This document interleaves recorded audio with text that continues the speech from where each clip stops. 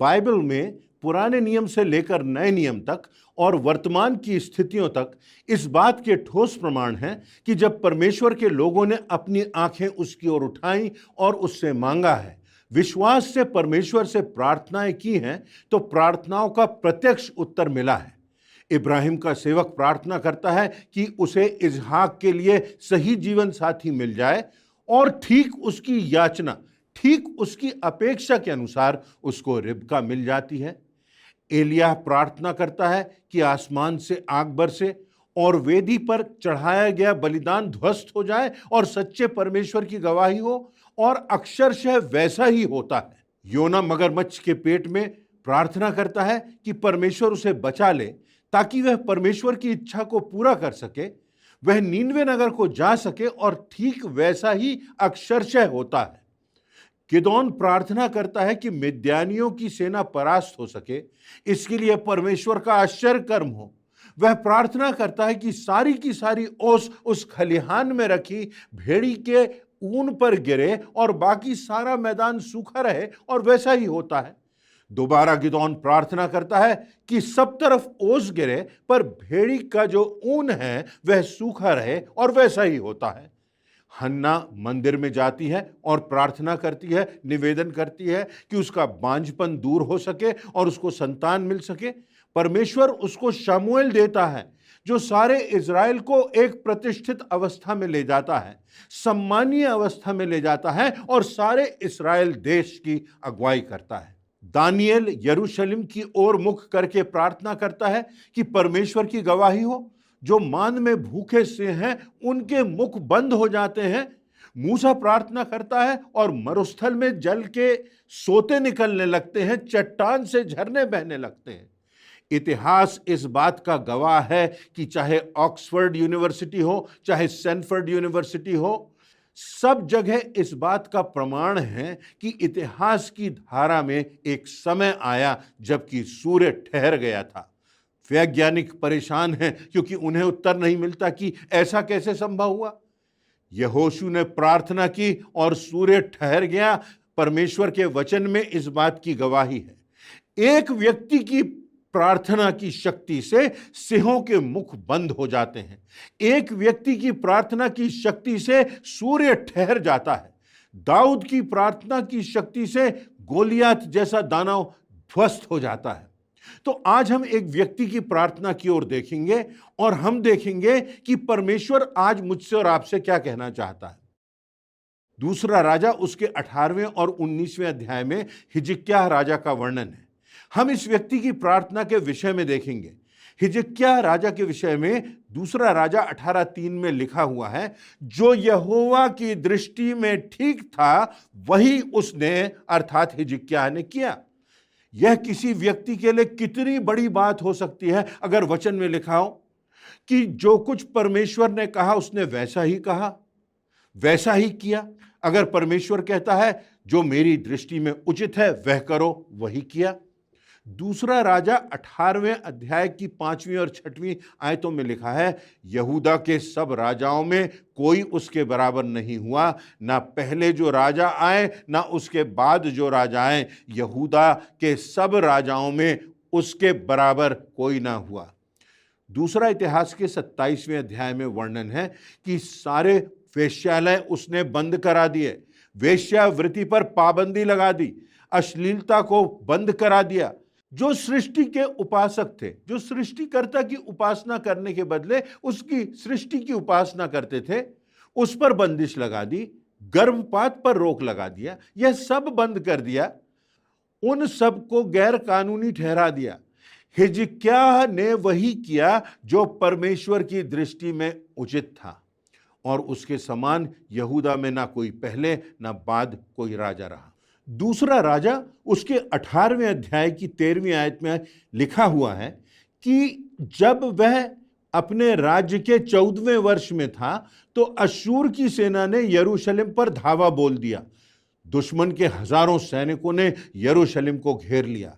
उसके बाद अश्शूर का राजा सेनहरीब, जो दुश्मन सेना का राजा था, हिजकिय्याह को पत्र लिखता है, उसे सूचना भेजता है। वह हिजकिय्याह के विश्वास का माखौल उड़ाकर कहता है, मेरी सेना को देखो, मेरी सेना की ताकत को देखो।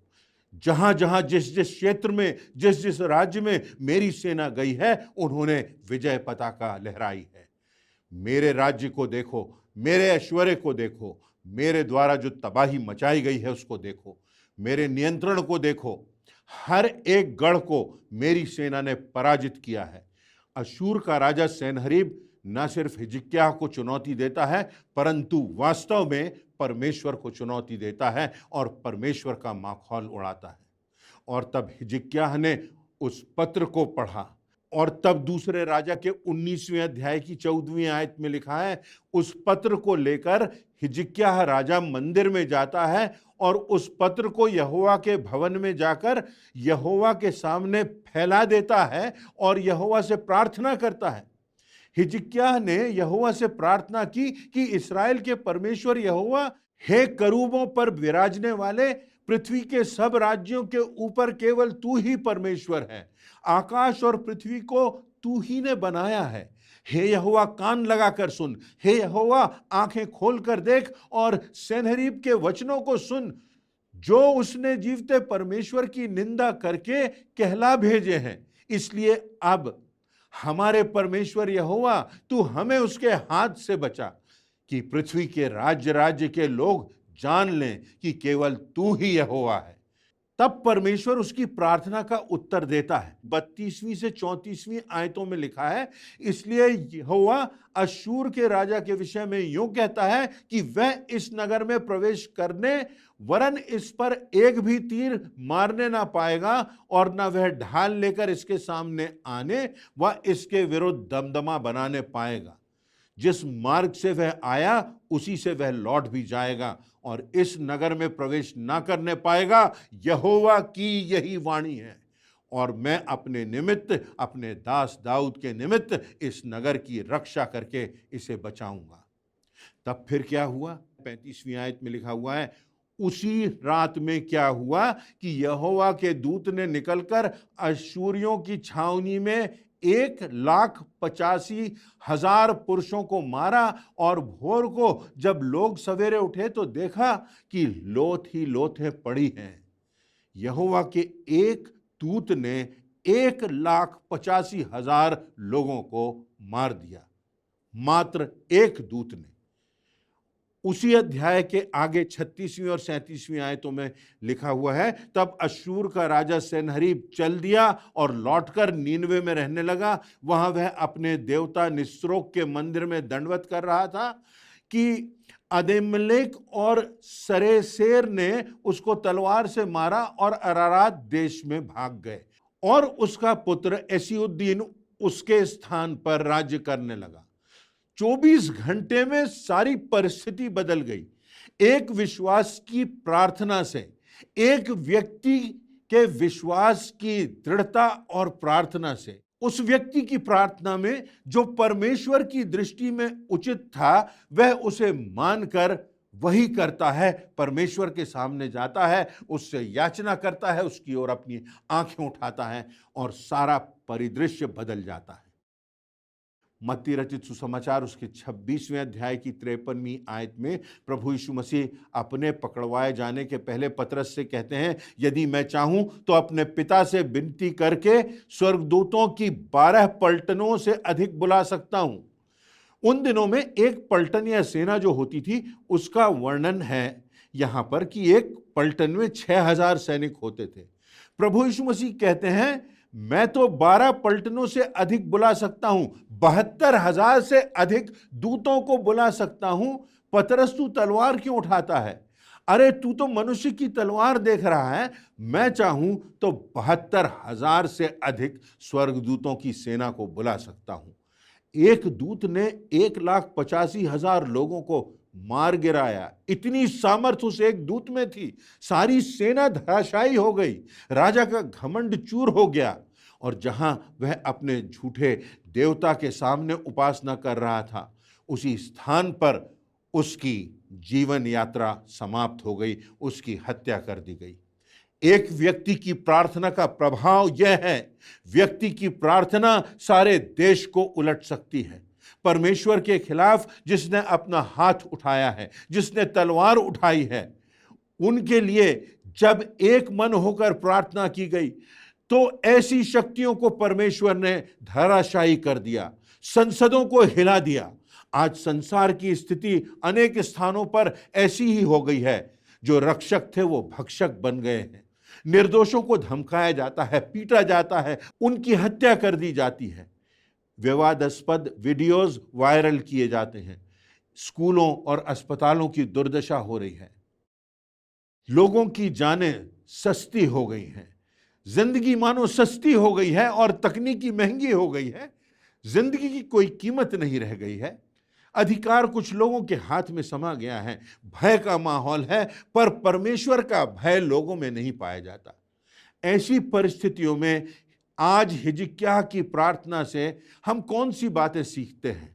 उसकी प्रार्थना के परिप्रेक्ष्य में हम संक्षिप्त में कुछ बातों को देखेंगे।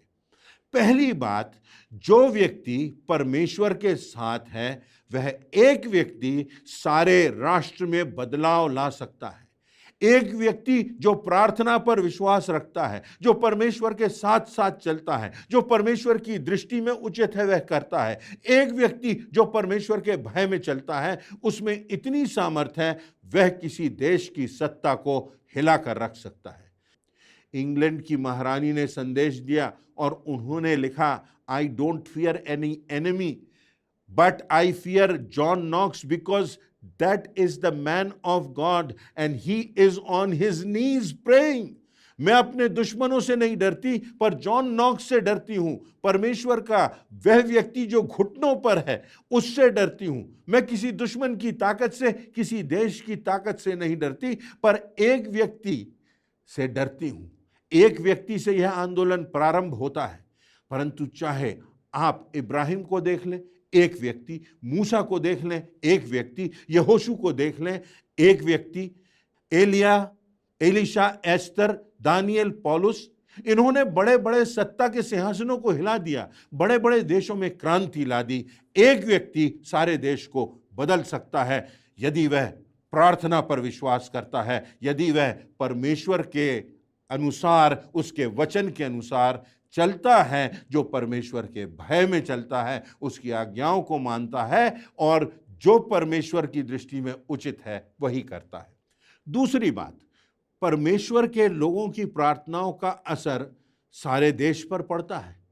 दूसरा इतिहास 7वां अध्याय 14वीं आयत में परमेश्वर कहता है, तब यदि मेरी प्रजा के लोग जो मेरे कहलाते हैं दीन होकर प्रार्थना करें और मेरे दर्शन के खोजी होकर बुरी चाल से फिरें, तो मैं स्वर्ग में सुनकर उनका पाप क्षमा करूंगा और उनके देश को ज्यों का त्यों कर दूंगा।